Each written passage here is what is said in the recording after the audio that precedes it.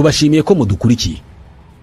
Perezida Vladimir Putin w'Uburusiya yamaze gukuraho Minisitiri w'Ingabo Sergei Shoigu, amusimbuza wari Minisitiri w'Intebe wungirije Andrei Belousov. Shoigu n'umwe mu bayobozi bari bamaze igihe kinini ku mwanya umwe muri guverinoma ya Vladimir Putin. Afite imyaka 68 y'amavuko kandi yagiye kuri uyu mwanya mu 2012. Yahise agirwa umuyobozi w'inama y'igihugu y'umutekano. Shoigu yagize uruhare rukomeye mu ntambara Uburusiya burimo kurwanamo na Ukraine. Ukuva kwe kuri uyu mwanya wa Minisitiri w'Ingabo byatumye benshi bavuga byinshi, cyane cyane kubirebana n'ubuzima bwe, ubuhanga bwe ndetse n'umubano afitanye na Perezida Vladimir Putin. Niwe mugabo wongorera mu gutwi kwa Perezida Vladimir Putin, haba mu birebana n'iyi ntambara cyangwa se mu bindi bya politike. Ni umwizerwa mu gisirikare cy'Uburusiya nubwo yabaye Minisitiri w'Ingabo atari yarigeze agira ubunararibonye mu bya gisirikare. Ari mu nshuti nziza za Perezida Vladimir Putin ku buryo rimwe na rimwe bajyana guhiga ndetse no kuroba iyo bakitse imirimo yo gutegeka Uburusiya. Mu gihe kinini abantu bamwe bambonye nk'ushobora kuzasimbura Perezida Vladimir Putin ku mwanya w'umukuru w'igihugu. Byemezwa ko uyu Shoigu ari we muntu Perezida Putin atega amatwi kurusha abandi bose mu bategeka Uburusiya uyu munsi. Mbere gato y'uko apfa, uwari umuyobozi w'umutwe wa Wagner Yevgeny Prigozhin yashinje Shoigu kubeshya Perezida Putin ku migendekere y'urugamba mu ntambara barwanamo na Ukraine. Niwe mugabo wakomewe amashyi n'Abarusiya nyuma yo gufata agace ka Crimea mu 2014 kahoze ari aka Ukraine, ariko kuva icyo gihe kabaye ku Burusiya. Yashinjwe ko mu 2018 yategetse irogwa ry'uwahoze ari umutasi w'Uburusiya mu Bwongereza Sergei Skripal n'umukobwa we Yulia n'ahitwa Salisbury mu Bwongereza. Iki gihe kandi harozwe umupolisi witwa Nick Belly ndetse n'abaturage babiri bitwa Charlie Rowley ndetse na Dawn Sturgess. Uyu Dawn Sturgess we yanaje gupfa. Shoigu kandi yashinjwe kuyobora ibikorwa byinshi byo guhohotera utaravugaga rumwe n'ubutegetsi uherutse no kugwa muri gereza Alexei Navalny. Undi mwizerwa mu gutegura imigambi yose y'igisirikare cy'Uburusiya ni Valery Gerasimov. Uyu ni umugaba mukuru w'ingabo z'Uburusiya. Nk'umugaba mukuru w'ingabo niwe wari ufite akazi ko gutera Ukraine kandi agatsinda intambara mu gihe gito. Ibi ntabwo byakunze, nubwo bitakunze ariko ntabwo byamwirukanishije, ndetse niwe mugaba mukuru w'ingabo umaze igihe kinini kuri uyu mwanya kuva Leta Zunze Ubumwe z'Abasoviyeti zasenyuka. Uyu yavuzweho gutegura intambara n'ibikorwa byinshi bya gisirikare mu Burusiya kuva ku ntambara yo muri Chechnya mu 1999. Hari no mu bambere bateguye intambara ikomeje muri Ukraine. Uyu nawe afite ugutwi kwa Perezida Vladimir Putin igihe cyose abishakiye. Undi Perezida Putin atega amatwi ni Nikolai Patrushev. Uyu ni umunyamabanga mukuru w'inama y'umutekano mu Burusiya. Azwiho gukunda urukundo ruke cyane hafi ya ntarwo Uburayi na Amerika ndetse na ba nyiri ibihugu. Ni umwe mu bantu bakoranye na Putin kuva mu 1970 agikora mu mujyi wa St Petersburg. Abandi Putin yizera ni abakozi b'inzego z'umutekano Alexander Bortnikov ndetse n'umuyobozi w'urwego rw'ubutasi bwo hanze y'Uburusiya Sergei Narishkin. Uyu munsi ibikorwa bya gisirikare birimo gukorwa mu Burusiya, aba nibo babiri imbere, nibo babitegura. Tumaze iminsi tuvuga ku ntambara yo muri Ukraine ishyamiranje Uburusiya na Ukraine. Ibi birumvikana kubera ko nigezweho, ariko noneho reka tuvuge ku kindi gikorwa cyakozwe n'igisirikare cy'Uburusiya mu mwaka wa 2002 ubwo abaterabwoba b'Abanyachechenia bafataga bugwate Abarusiya 912 bari muri sale muri Moscow baje mu gitaramo cy'ikinamico. Urwego rwa gisirikare rw'Uburusiya ruri mu zikomeye za mbere ku isi. Igisirikare kuva mu myaka 102 ishize ubwo cyashingwaga mu gihe cy'ababolshevike ba Vladimir Lenin bamaze gukora impinduramatwara ya gisosiyaliste, ni igisirikare cyakoze ibikorwa byinshi birimo kurwana intambara zitandukanye zirimo intambara ya kabiri y'isi aho cyahabije Adolf Hitler ndetse n'izindi ntambara zitandukanye. Muri iyi myaka yose iki gisirikare cyakoze ibikorwa bidasanzwe bya gisirikare, bimwe cyabyoherejemo imitwe karahabutaka y'abakomando nk'abitwa abaspetsnaz. Kimwe mu bikorwa byakozwe n'igisirikare cy'Uburusiya bikavugisha benshi ndetse n'ubu bikaba bikivuga bikaba bitazanarekeraho kuvugwa vuba aha ni ikiswe Moscow Theater Siege. Ni operasiyo yakozwe n'abakomando kabuhariwe b'Abarusiya abo nari mvuze mu kanya Spetsnaz ba FSB. Iki ni ikigo cy'ubutasi cy'Abarusiya cyavanywe kuri KGB yahoze ari y'Abasoviet mu gihe cy'intambara y'ubutita. Reka tuvuge kuri iyo operasiyo. Ni igikorwa cya gisirikare cyakozwe mu kwezi kwa 10 mu 2002, kirokora abaturage b'Abarusiya bagera kuri 750 bari bafashwe n'ibyihebe by'abanyacecenia mu nzu y'imyidagaduro ya Dubrovka mu mujyi wa Moscow. Ni operasiyo yakozwe ku mabwiriza y'umugabo w'ikirenga w'ingabo z'Uburusiya Vladimir Vladimirovich Putin, nawe wahoze ari umutasi ukomeye cyane wa KGB.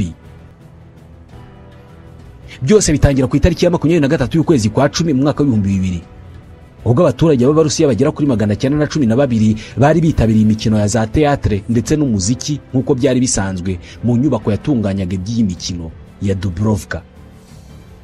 Gusa icyo gihe uyu munsi waje gutandukana n'indi. Icyawutandukanije n'indi nuko kuri iyi nshuro mu gihe abaturage bari bibereye mu byabo barimo bashimishwa n'abakinnyi ba teatre ndetse n'ababyinnyi babereka ibyo babateguriye, nibwo bagize batya batungurwa n'abantu bagera kuri 40 bari bambaye za maske bahisha amasura yabo bavuga icyarabu cyinshi kivanze n'ururimi rwo muri Chechnya. Babagezeho babatunguye ku isaha ya 6 z'ijoro. Aba bashyitsi batari batumiwe muri ibyo birori bari bamwe mu barwanyi b'imitwe ya Kiislamu y'abanyacecenia yarwaniraga kwigenga kw'intara ya Chechnya ikiyomora ku Burusiya. Aba baturage b'Abarusiya batarimo bumva ibirimo kuba muri ako kanya babwiwe n'aba barwanyi ko batakigenga, kubwo bagomba kugendera ku mabwiriza n'amategeko yose agomba gutangwa n'abo barwanyi b'abanyacecenia bari bamaze kubashimuta. Bababwiye ko nibitaba ibyo ngibyo urusasu rugiye kuvuga. Ubwo bari bashimuswe nyine. Bimeze nk'ibyo tureba muri za filime buri munsi. Ibi byihebe bigifata aba baturage bugwate byahise bitangariza isi yose, by'umwihariko ubutegetsi bw'Uburusiya bwari buyobowe na Vladimir Putin, ko bakeneye ko Uburusiya butanga amahoro kuri Chechnya. Bategetse ko Uburusiya bucyura abasirikare babwo bakava muri Chechnya. Aya matangazo yarumvikanaga neza cyane mu matwi y'abategetsi b'Uburusiya kubera ko iyi nzu ibi byabereyemo yari ku birometero 4 byonyine uvuye kuri Kremlin, ibiro bya Perezida Vladimir Putin. Ibi bikorwa by'iterabwoba byari byaje rwagati mu murwa mukuru Moscow mu marembo ya Putin.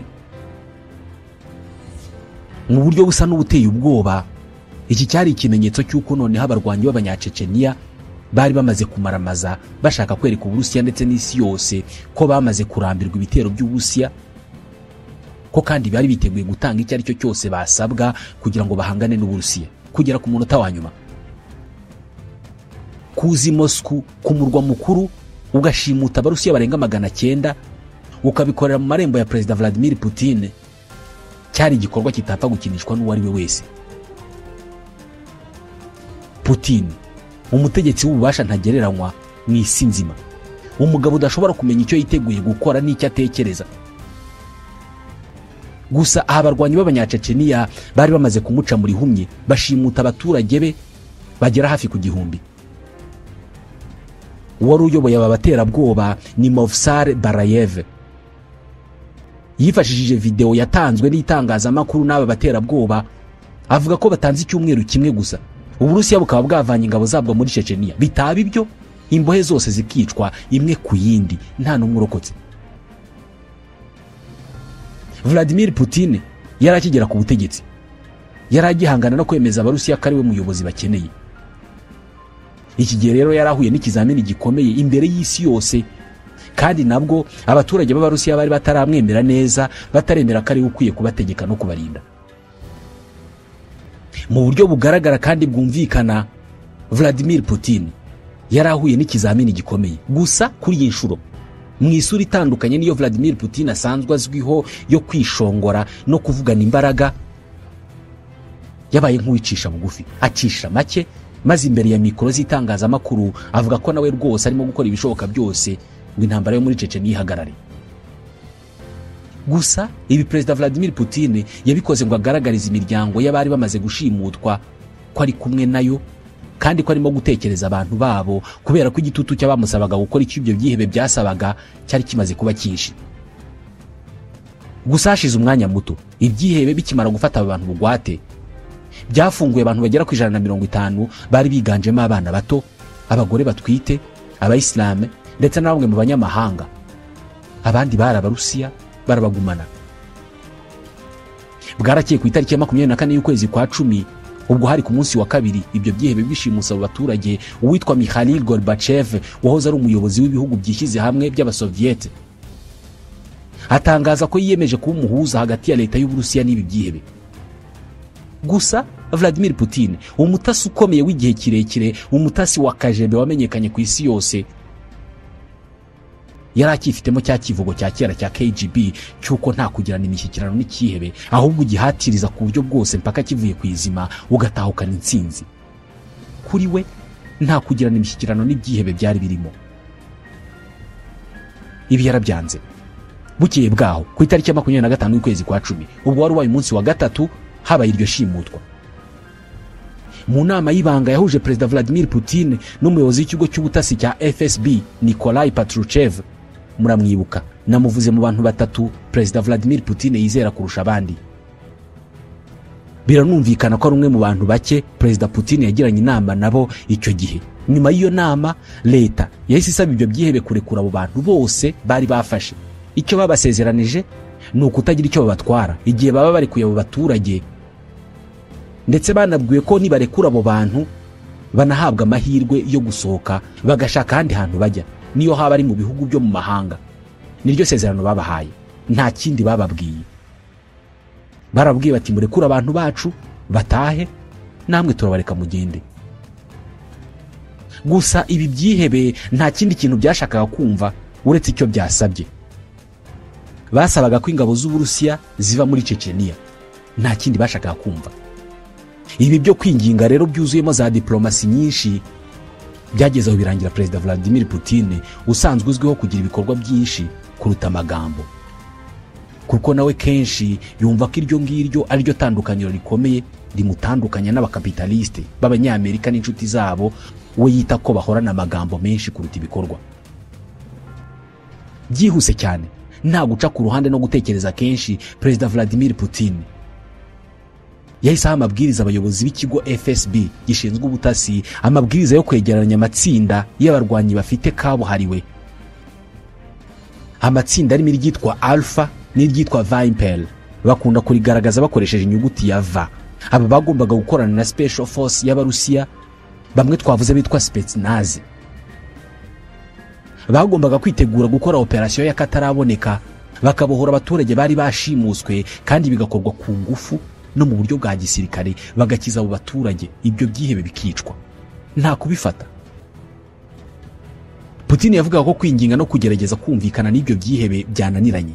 Kuri Putin nta kindi yari asigaje gukora, nta kiganiro na kimwe kindi yagombaga kugirana n'aba bantu.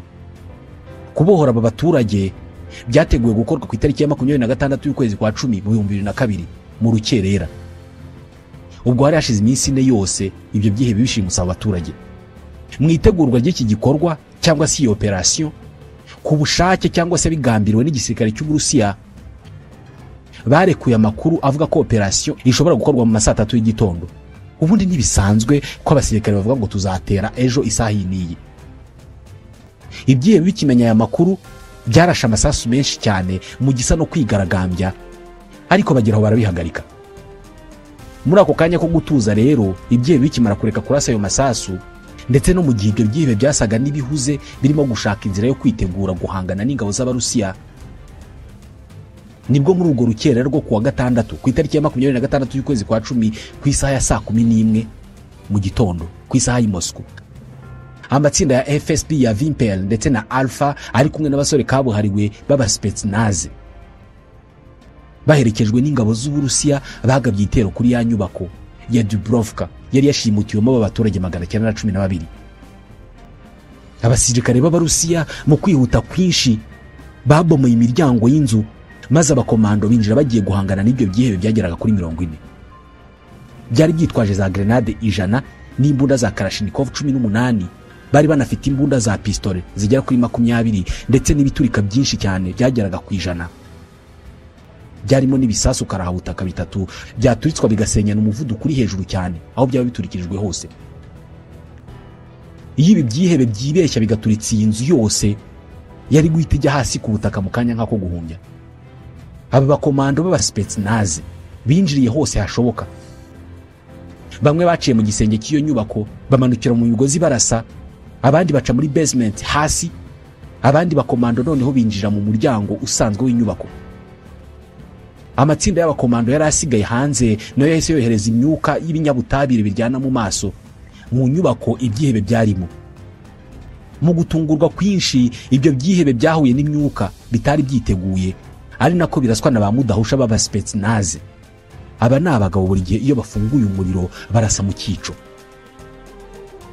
Ibi byihebe byatangiye kuzongwa n'iyi myuka, ndetse bimwe muri byo bitangira guta ubwenge ku buryo hari n'ibyagerageje guhunga, ariko bagwa mu ngazi bananiwe kuhivana maze barasirwa aho ngaho.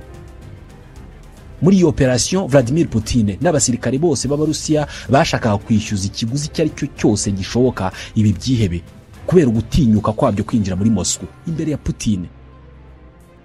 Muri uwo mwanya, mu rufaya rw'amasasu anyuranyuranamo mu muvuduko munini cyane, humvikana urusaku rw'abapfa n'abakomereka. Mu minota 30 yonyine, icyumba cyari cyashimutiwemo aba baturage cyari kimaze kubohorwa. Ibyihebe byari biharinze byose byamaze kwicwa, ndetse ubwo mu yindi minota 30 yakurikiyeho abakomando b'abasipetsinaze bakomeje guhiga mu bindi bice by'inyubako aho ibyihebe byihishe. Maze ibyo byihebe byose byari byaje muri iyo operation mu gucanganyukirwa kwinshi kubera imyuka iryana mu maso n'amasasu menshi cyane yirukaga n'urusaku rwinshi cyane. Abo bari bashimuse umwe ku wundi, bose bagaho ngaho barapfa, nta n'umwe warokotse. Mu isaha imwe yonyine, iyo operation yari iyobowe na Vladimir Pornichev, wari umuyobozi w'ikigo cy'ubutasi cya FSB wungirije. Bari bashoje akazi kabo, bishe ibyihebe. Abaturage bagera kuri 646 bari bamaze kubohorwa. Ariko nanone nubwo aba baturage bari bamaze kubohorwa, bose bari bafite ibibazo batewe n'imyuka yari yoherejwe mu nyubako mu gihe cya operation yo kubabohora.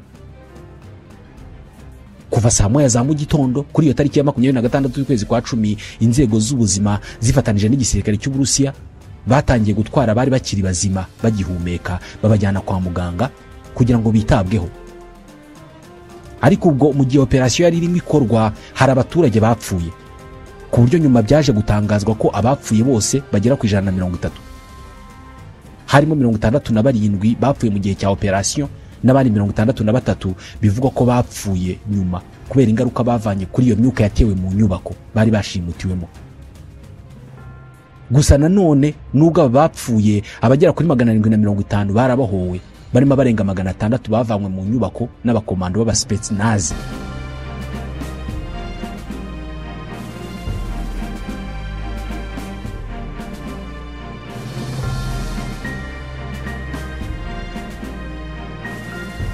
Mu Burusiya no ku isi yose muri rusange, kuva kuri Perezida Vladimir Putin ubwe, bakomeye amashyi abo basore b'abakomando bari bamaze gukora operasiyo ikomeye cyane, ku buryo nyuma yayo Perezida Vladimir Putin yahaye umudari w'ishimwe Vladimir Pornichev wayoboye iyo operasiyo.